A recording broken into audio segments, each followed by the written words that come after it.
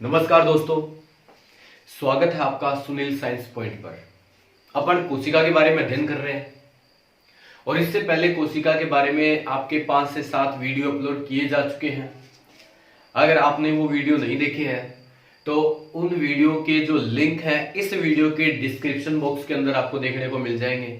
तो कृपया करके इससे पहले आप वो वीडियो जरूर देखें जिससे आपके पहले का कॉन्सेप्ट है वो क्लियर हो जाए। और आप लोगों ने अगर इस चैनल को सब्सक्राइब नहीं किया है तो कृपया करके इसे सब्सक्राइब कीजिए, अच्छा लगे तो इसे ज्यादा से ज्यादा शेयर कीजिए। ठीक है, अब इसी क्रम के अंदर अपन पढ़ते हैं। अगला कोशिकांग है आपका राइबोसोम। कोशिकांगों की अपन अध्ययन कर रहे हैं जिसके अंदर राइबोसोम अपना अगला कोशिकांग है। तो देखिए, राइबोसोम की बात करें तो सबसे पहली बात आती है कि राइबोसोम को देखने वाले व्यक्ति तो रॉबिन्सन नाम के वैज्ञानिक ने इसको सबसे पहले देखा था और ब्राउन नाम के, इन दोनों ने सबसे पहले इसको पादप की कोशिका के अंदर देखा था। लेकिन इसका विस्तृत अध्ययन इन्होंने नहीं किया था। लेकिन इसका विस्तृत अध्ययन करने वाले व्यक्ति थे वो कौन थे इसमें? पेलेड नाम के जो वैज्ञानिक हैं उन्होंने इसको विस्तृत अध्ययन किया और देखा किसके अंदर? जंतुओं की कोशिका के अंदर, एनिमल सेल के अंदर देखने वाला व्यक्ति कौन है? पेलेड। जबकि आपकी पादप सेल जो प्लांट सेल है उसके अंदर देखने वाले व्यक्ति कौन है? रॉबिन्सन। इसीलिए खोज का श्रेय अगर आपसे पूछ लिया जाए, सीधा क्वेश्चन आता है अगर राइबोसोम के खोजकर्ता कौन है तो आपके कौन हो जाएंगे?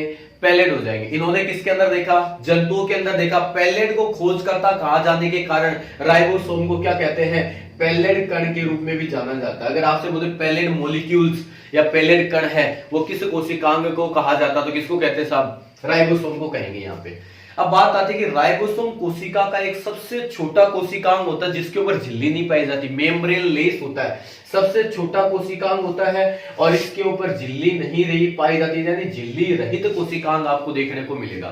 तो दोस्तों, अगर आपसे पूछ लिया जाए कोशिका का सबसे बड़ा कोशिकांग कौन सा होता है तो प्लांट सेल के अंदर तो सबसे बड़ा कोशिकांग है वो आपकी रिक्टिका वैक्यूल पाई जाती है।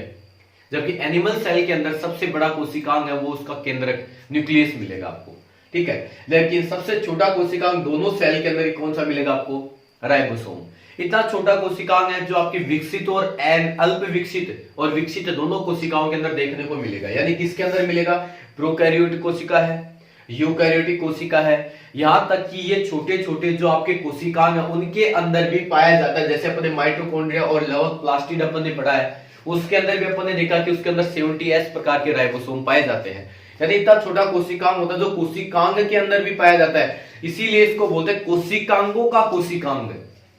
ऑर्गेनिल्स जो आपके सेल ऑर्गेनिल्स जो भी है उसका जो ऑर्गेनिल सेल ऑर्गेनिल बनेगा वो ये कोशिकांगों का कोशिकांग भी इसे कहा जाता है। इसी कारण देखो इसे कोशिकांग के अंदर कोशिकांग भी कहते हैं। क्यों कहते हैं? क्योंकि ये कोशिका का कोशिकांग माइटोकॉन्ड्रिया के अंदर भी क्या मिलते हैं? आपके राइबोसोम मिलते हैं। इतनी छोटी संरचना ये आपको देखने को मिलती है। फिर बात आती है कि ये बड़े किसके होते हैं तो सामान्यतः ये आरएनए जो आपका होता है आरआरएनए राइबोसोमल आरएनए वो, और इसके अंदर क्या होता है आपका? प्रोटीन होता है वो, इससे मिलकर बनने वाले आपके मॉलिक्यूल्स होते हैं छोटे कण। इसीलिए इनको क्या कहा जाता है? राइबोन्यूक्लियोइड मॉलिक्यूल्स, राइबोन्यूक्लियोइड कण के रूप में इनको जाना जाता है। राइबो आरआरएनए और आपका न्यूक्लियोइड कण है, इसीलिए इनको बोलते हैं क्योंकि ये आरआरएनए और प्रोटीन से मिलकर बने होते हैं।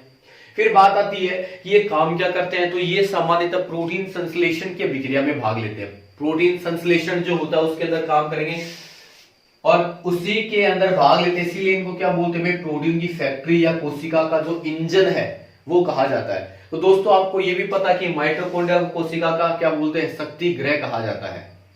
दोनों के अंदर हरित लवक और माइटोकॉन्ड्रिया दोनों के अंदर क्या मिलते हैं? आरएनए पाए जाते हैं, दोनों के अंदर डीएनए पाए जाते हैं, दोनों के अंदर राइबोसोम पाए जाते हैं। यानी ये अपनी जो उपापचय क्रिया है वो कर लेंगे लेकिन अन्य क्रियाओं के लिए केंद्रक पर निर्भर रहते हैं। इसीलिए इन दोनों को क्या बोलते हैं? अर्ध स्वायत्त कोशिकांग कहा जाता है।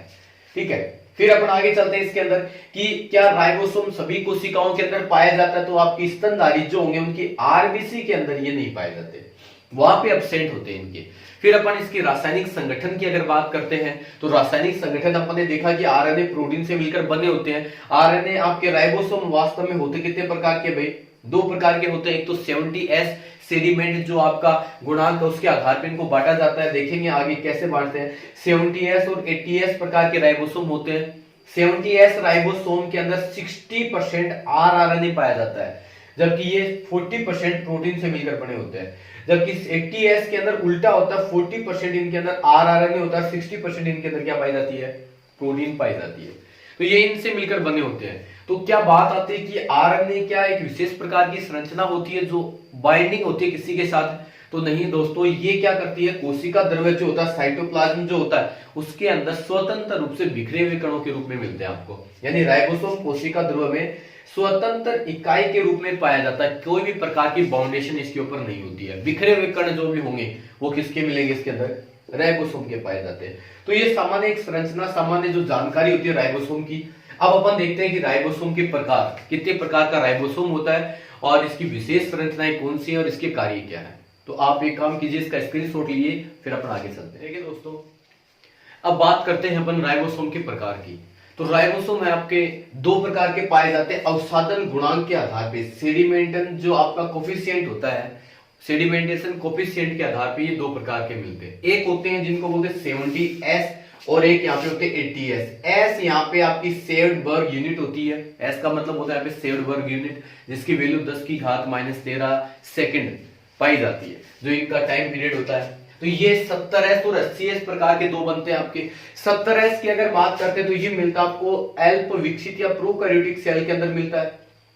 फॉर एग्जांपल अपन देखते हैं कि इसमें आपने देखा था कि माइटोकॉन्ड्रिया क्लोरोप्लास्ट के अंदर भी पाया जाता है, और इसका जो आणविक भार मोलिकुलर वेट जो होता है वो कितना था, 2.7 × 10⁶ डाल्टन के अंदर पाया जाता है। आगे चलकर ये 70S है वो दो सब यूनिट के अंदर बढ़ जाता है। एक होती है इसमें 50S और एक इसमें कितनी होती है, 30S। तो ये पॉइंट आपको याद रखना पक्का कि एक जो 70S राइबोसोम है वो 30S और 50S सब यूनिट से मिलकर बना होता है। ठीक है, इनके अंदर अपन ने पढ़ा था कि राइबोसोम बनते हैं RNA और प्रोटीन से। तो इनके अंदर अलग अलग प्रकार के RNA पाए जाते हैं। जैसे 50S जो राइबोसोम होता है, जो सब यूनिट होती है 50S, वो 23S और 5S प्रकार के RNA से मिलकर बनती है। जबकि 30S जो होता है वो कितने S प्रकार के, 16S प्रकार के RNA से मिलकर बनी होती है। वैसे ही अपन देखें तो दूसरा पार्ट होता है इसमें 80S प्रकार के राइबोसोम। तो 80S है वो विकसित प्रकार के थोड़े मिलेंगे, जो आपकी यूकैरियोटिक सेल के अंदर पाए जाते हैं। इनका आणविक भार भी ज्यादा मिलेगा आपको, 4.7 × 10⁻6 डाल्टन के अंदर। ठीक है, यहाँ पे अगर आप देखते हो तो ये भी दो सब यूनिट के अंदर बटा हुआ मिलेगा आपको, 60S और 40S के अंदर। ये क्वेश्चन लास्ट ईयर आपका आ भी चुका है, जिसके अंदर ये पूछा गया था कि 80S प्रकार के राइबोसोम कितनी सब यूनिट के अंदर मिलकर बना होता है। तो यहाँ पे आपका एक 60S और 40S है, जो सेडी में आपका सेड वर्ग जो यूनिट होती है। 60S प्रकार की यूनिट है वो 23, 5 और 5.8S प्रकार के RNA से मिलकर बनी होती है। जबकि आपकी जो 40S यूनिट होती है वो क्या होती है आपकी 18S प्रकार के RNA से मिलकर बनी होने वाली यूनिट होती है आपकी। तो यहाँ पे ये RNA को दो भागों में बांटा जाता है। अपने लिए जो काम की चीज है वो सबसे अच्छी वाली ये है, जो एग्जाम के अंदर बार बार में पूछी जाने वाली होती है, कि इनकी सब यूनिट उप इकाइयों के बारे में आपको पूछा जाता है हर बार। ठीक है, अब यहाँ पे अपन बात करते हैं कि और विशेषता क्या है। एक आपका यहाँ पे डाइमर के रूप में जाना जाता है राइबोसोम को। तो डाइमर क्या होता है, डाइमर का मतलब होता है दो राइबोसोम जब आपस में जुड़ जाते हैं, चाहे तो वो आपके 70S प्रकार के जुड़े, चाहे आपके 80S प्रकार के जुड़े। अगर दो राइबोसोम आपस में जुड़ जाते हैं, वो मैग्नीशियम आयन जो होता है उसके कारण ये जुड़ते हैं। अगर मैग्नीशियम आयन की अधिकता ज्यादा होगी तो ये अधिक संख्या में जुड़ जाते हैं, अगर अधिकता कम है तो वो क्या करेंगे, कम मात्रा में जुड़ेंगे। लेकिन जब दो राइबोसोम आपस में जुड़ जाते हैं तो वो किसका निर्माण कर लेते हैं, एक डाइमर का निर्माण कर लेते हैं। अगर ये 70S प्रकार के हैं दोनों के दोनों, तो ये एक 100S प्रकार के राइबोसोम का निर्माण करते हैं, 100S प्रकार का डाइमर बना लेते हैं। वैसे ही 80S प्रकार के अगर जुड़ते हैं तो 120S प्रकार का क्या बनाते हैं, डाइमर बनाने का काम करते हैं यहाँ पे। ठीक है, तो यहाँ पे आप देखते हो कि पहली बात तो ये याद रखनी है कि ये जुड़ते कब है, तो कब जुड़ेंगे, जब प्रोटीन संश्लेषण की क्रिया जब होती है तो मैग्नीशियम आयन है उसकी उपस्थिति जैसे होगी, जैसे मैग्नीशियम आयन आएगा उसकी उपस्थिति में ये डाइमर बन जाएंगे, जुड़ जाएंगे। लेकिन अगर मैग्नीशियम आयन की अधिकता ज्यादा हो गई, सांद्रता अगर ज्यादा हो गई, तो ये अधिक मात्रा में जुड़ जाते हैं और अधिक मात्रा में जुड़कर एक चैन बना लेते हैं, और उसी चैन को बोलते हैं पॉलीसोम या पॉलीराइबोसोम के रूप में जानी जाती है। पॉलीसोम या पॉलीराइबोसोम के रूप में जाने जाने वाली ये श्रृंखला होती है। तो यहाँ पे आप देखते हो कि उपस्थिति में जुड़ते, यदि मैग्नीशियम की सांद्रता अधिक हो जाती है मैग्नीशियम की सांद्रता है अगर वो अधिक हो जाएगी तो ये क्या करेंगे, अनेक इकाइयां आपस में जुड़ जाती है और किसका निर्माण करती है, पोलीसोम या राइबोसोम, पॉलीराइबोसोम का निर्माण कर लेती है। देखिए यहाँ पे अगर आप देखते हैं कि सबसे पहले अगर मैं बात करता हूं तो एक 80S प्रकार के राइबोसोम की अगर बात करते हैं तो 60S और 40S इसकी दोनों सब यूनिट मैग्नीशियम आयन की उपस्थिति के अंदर जुड़कर कौन सी बनाएंगे, 80S प्रकार के राइबोसोम का निर्माण कर लेते हैं। ये एक राइबोसोम है। अगर मैग्नीशियम आयन की अधिकता 10 गुना के करीब हो गई तो ये क्या करेंगे, ये दोनों के दो 80S आपस में मिलकर एक डाइमर का निर्माण करेंगे 120S। और ऐसे बहुत सारे डाइमर अगर आपस में जुड़ना स्टार्ट हो गए तो किसका निर्माण करेंगे, पोलीसोम का निर्माण करते हैं। याद रखने वाली बात है कि पोलीसोम जब बनता है तो वो mRNA की चेन के ऊपर बनता है और mRNA आपका मैसेंजर आरएनए होता है जिसका निर्माण केंद्रक के द्वारा किया जाता है प्रोटीन संश्लेषण के लिए। जब अपन सेंट्रल डोग्मा थ्योरी पढ़ेंगे वहां पे देखेंगे कि जो न्यूक्लियस है वो निर्माण करता है mRNA का। तो यहाँ पे mRNA जो होता है वो उसके ऊपर बहुत सारे जैसे राइबोसोम आपके जुड़ना स्टार्ट हो जाएंगे एक चैन के रूप में, तो ये किसका निर्माण करते हैं, पोलीसोम का निर्माण करते हैं। अब बात आती है यहाँ पे देखो एक नोट क्या लगता है यहाँ पे कि जो mRNA है उस पर अगर राइबोसोम की इकाइयां जुड़ जाती हैं, mRNA पर राइबोसोम की बहुत सारी इकाइयां जुड़ गई वहां पे पोलीसोम बनाने के लिए, तो वहां पर वो राइबोसोम भी मैसेंजर का काम करना स्टार्ट कर देता है। इसीलिए इस राइबोसोम को क्या कहते हैं, इनफॉर्मोसोम के रूप में भी जाना जाता है। तो इसी राइबोसोम को इनफॉर्मोसोम भी बोलते हैं। कब बोलेंगे, जब राइबोसोम की बहुत सारी इकाइयां जब mRNA पर आकर जुड़ना स्टार्ट हो जाती है प्रोटीन संश्लेषण के लिए, तो वहां पर बनने वाली जो चेन होती है उस चेन को किसके रूप में जानते हैं, इनफॉर्मोसोम के रूप में जानते हैं। फिर बात आती है कि राइबोसोम का कार्य क्या है। तो राइबोसोम है वो क्या काम करता है भाई, सामान्यतः प्रोटीन संश्लेषण का जो काम होता है उसके लिए ही जाना जाता है। तो प्रोटीन सिंथेसिस जो होता है उसके लिए उत्तरदायी होता है। तो ये आपका एक नया कोशिकांग था राइबोसोम जिसके बारे में अपन ने पढ़ा है। इसके अलावा आपसे क्वेश्चन मुश्किल से आपसे बाहर से बनेंगे नहीं, वरना इसी के अंदर से आपको सारे क्वेश्चन देखने को मिल जाएंगे। तो ये एक राइबोसोम के बारे में जो अपनी जानकारी आती है। अब अगला कोशिकांग अपन पढ़ते हैं, इसके अंदर जो आपका सेंट्रोसोम तारकाय आता है उसके बारे में अपन जानकारी लेंगे। तो एक काम कीजिए, आप इसका स्क्रीनशॉट ले लीजिए, फिर अपन आगे चलते हैं। हाँ तो दोस्तों अगला अपना जो कोशिकांग आता है वो अपना सेंट्रोसोम यानी तारकाय। तो तारकाय की अगर बात करते हैं तो तारकाय की खोज करने वाले व्यक्ति है वॉन आपके बेंडेल, लेकिन नाम देने वाले इसको तारकाय है वो आपके टी बावेरी नाम के व्यक्ति ने इसका नाम दिया और खोज किसने की, वॉन बेंडेल ने। फिर बात आती है कि क्या ये सभी कोशिकाओं में पाया जाता है। तो जितने भी अगर आपके उच्च वर्ग वाले पादप हैं, हायर प्लांट जो आपके जिम्नोस्पर्म और एंजियोस्पर्म के अंदर आते हैं, उनके अंदर ये नहीं पाया जाता। लेकिन जो निम्न पादप होते हैं आपके, जो निम्न वर्गीय पादप जैसे शैवाल है, कवक है, ब्रायोफाइट्स है, फर्न वगैरह जितने भी आपके, उनके अंदर ये देखने को आपको मिलेगा। और मानव की या जंतु कोशिका के केंद्र के पास में पाया जाता है। केंद्र के पास में पाए जाने वाली संरचना होती है जो कोशिका विभाजन के समय तर्कुतंतु बनाने का काम करती है। अब बात करते हैं कि तारकाय भी क्या होता है, मेम्ब्रेन लेस आपका ऑर्गेनेल्स होता है, कोशिका झिल्ली जो इसकी झिल्ली रहित एक कोशिकांग होता है ये। और बात करते हैं एक तारकाय जो होता है आपका एक आपके अगर सेंट्रोसोम की बात करते हैं, तारकाय की बात करते हैं तो उसके अंदर दो तारक केंद्र पाए जाते हैं तथा इसके बाहर जो पाए जाने वाला जो द्रव्य होता है, जो कोशिका का द्रव्य होता है उसको क्या बोलते हैं, सेंट्रोस्फीयर कहते हैं। दो तारकाय होने के कारण इसको क्या कहा जाता है, डिप्लोसोम के रूप में भी जाना जाता है। तो आपसे अगर क्वेश्चन पूछ लिया जाए ऐसा कौन सा कोशिकांग इसे डिप्लोसोम के रूप में जानते हैं, तो वो कौन सा आपका तारकाय है। क्यों कहते हैं, क्योंकि इसके अंदर दो प्रकार के आपके सेंट्रियोल या तारक केंद्र पाए जाते हैं। यानी देखिए तारक के काय में दो तारक केंद्र होते हैं, अतः इसको क्या बोलते हैं, डिप्लोसोम कहा जाता है। और तारक केंद्र के चारों ओर जो स्वच्छ कोशिका द्रव्य आपका जो प्योर इसमें साइटोप्लाज्म में मिलेगा और उसी को क्या कहते हैं, सेंट्रोस्फीयर। उसी को क्या बोलते हैं, सेंट्रोस्फीयर के रूप में जाना जाता है। यानी एक तारक काय की अगर मैं बात करता हूं उसमें दो सेंट्रियोल और एक सेंट्रोस्फीयर जो पार्ट है वो मिलकर बनेगा। यहाँ पे आप देखते हो कि तारक काय के बाहर जो ये रेखाएं निकलती है, ये कुछ किरणें निकलती है जिनको क्या बोलते हैं, तारकीय अरे के रूप में जाना जाता है। और ये तारकीय अरे ही आगे चलकर किसका निर्माण करती है, तर्कुतंतु स्पिंडल फाइबर बनाने का काम करती है। जब कोशिका का विभाजन होता है तो तर्कुतंतु स्पिंडल फाइबर बनाने का काम किसका होता है, इन्हीं तारकीय अरे का होता है। ठीक है। फिर बात करते हैं कि ये जो तारकीय केंद्र होता है, सेंट्रियोल होता है, उसके अंदर ये बना किसका होता है, तो इसमें डीएनए, आरएनए और प्रोटीन से मिलकर बनने वाली संरचना होती है। और यहाँ पर जो डीएनए होता है, विशेष प्रकार का डीएनए बनता है जो द्विरज्जुकी होता है, लेकिन नेक्ड होता है, आपका नग्न प्रकार का पाया जाता है, जिसकी खोज करने वाले रेंडेन और डिस्प्रे नाम के वैज्ञानिक थे। रेंडेन और डिस्प्रे नाम के वैज्ञानिक ने इसकी क्या दी थी, जानकारी दी थी। तो यहाँ पे ये आता है आपका द्विरज्जुकी नग्न डीएनए की अगर बात करते हैं। और वैसे अगर डीएनए की बात करते हैं तो वाटसन और क्रिक ने उसके मॉडल की जानकारी दी थी। ठीक है दोस्तों, आगे बात करते हैं अपन तारक काय का जो संरचना है वो कैसे और इसके कार्य क्या है कोशिका के अंदर। तो आप इसका स्क्रीनशॉट लीजिए, फिर अपन आगे चलते हैं।